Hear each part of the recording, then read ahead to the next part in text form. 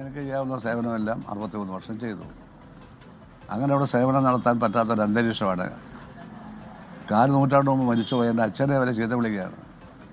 എന്നിട്ട് പറയുകയാണ് ഞങ്ങൾ കോടീശ്വരരുടെ ആൾക്കാർ. കോടീശ്വരൻ്റെ അച്ഛനാണ് എൻ്റെ അച്ഛൻ. മനസ്സിലായോ? ഇതൊന്നും നിങ്ങൾക്കാർക്കും മനസ്സിലായിട്ടില്ല ഇതുവരെ. നിങ്ങൾ ഏതെങ്കിലും മാധ്യമപ്രവർത്തനം അത് കണ്ടുപിടിച്ച് എഴുതിയോ? ഇല്ലല്ലോ. ചാരുമൂട്ടിന്നുള്ളത് എഴുതിയില്ലല്ലോ. ചാരുമൂട്ടിലുള്ളവർക്കറിയാമല്ലോ ഭുവനേശ്വരൻ്റെ അനിയനാണെന്ന്. ഭുവനേശ്വരൻ രക്തസാക്ഷിയായത് എങ്ങനെയാണെന്നുള്ളത് എനിക്കറിയാം. ഇവർക്ക് വല്ലതും അറിയോ? കേസുകാരാണ് കൊന്നതെന്നുള്ളത് ശരിയാണ്. പക്ഷെ കൊല്ലാനുള്ള സാഹചര്യം ഉണ്ടാക്കിയതാരാ?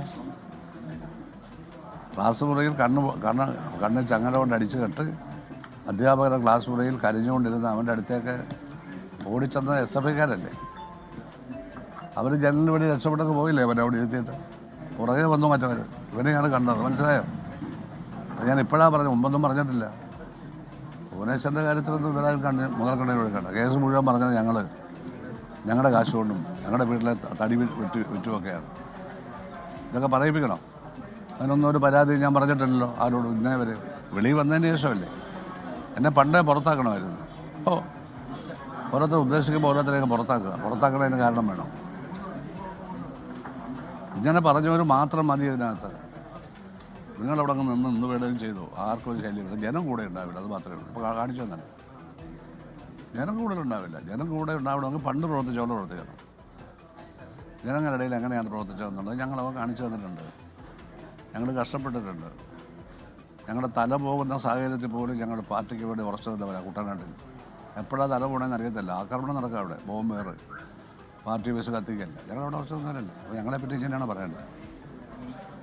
ഇതിൻ്റെയൊക്കെയാണോ പറയേണ്ടത്? ഞാൻ CPM എന്ന് പറയുന്ന പാർട്ടിക്കെതിരെ ഒന്നും ഇതുവരെ പറഞ്ഞില്ലല്ലോ. CPM എന്ന് പറഞ്ഞ് CPMൻ്റെ ആശയങ്ങളല്ലാതെ വൃത്തികെട്ട ആശയങ്ങൾ, മുതലാളിത്ത ആശയങ്ങൾ ഉൾക്കൊള്ളുന്ന സ്ഥാനമോഹികളും സാമ്പത്തിക മോഹികളുമായ ആൾക്കാർ ഈ പാർട്ടിയെ ഇടപെട്ട് നശിപ്പിക്കുന്നതിനെ പറ്റിയാണ് സംസാരിച്ചുകൊണ്ടിരിക്കുന്നത്. അത് മറ്റു പാർട്ടിക്കാരും വിമർശിക്കുന്നുണ്ട്. നന്നാവാൻ വേണ്ടിയാണ്. പക്ഷേ നന്നാവാൻ അത്ര എളുപ്പമല്ല. അതുകൊണ്ട് സെക്രട്ടേറിയറ്റിൽ ആരെന്ന് പറഞ്ഞു എന്നുള്ളത് പത്രം വഴി വായിച്ചതുകൊണ്ട് ഈ പറഞ്ഞത് ആരാണെന്നുള്ള പേര് പറയുകയാണെങ്കിൽ ഞാൻ അയാളുടെ വിവരങ്ങൾ പിന്നീട് പറയാം. നിങ്ങൾ കണ്ടുപിടിക്കും. ഓക്കെ.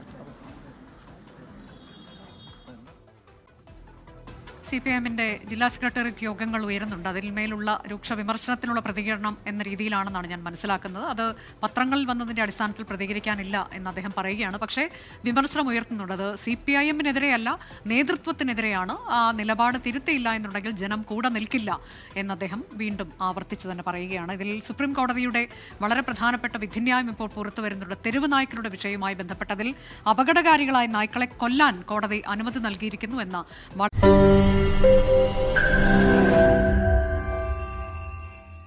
ലോകത്തെവിടെയായാലും ഏത് സമയത്തും 24 വാർത്തകളും ഓഗ്മെന്റഡ് റിയാലിറ്റി പാക്കേജുകളും എക്സ്പ്ലെയിനറുകളും വിശദമായി കാണാൻ ഞങ്ങളുടെ YouTube ചാനൽ നിങ്ങൾക്ക് സബ്സ്ക്രൈബ് ചെയ്യാം.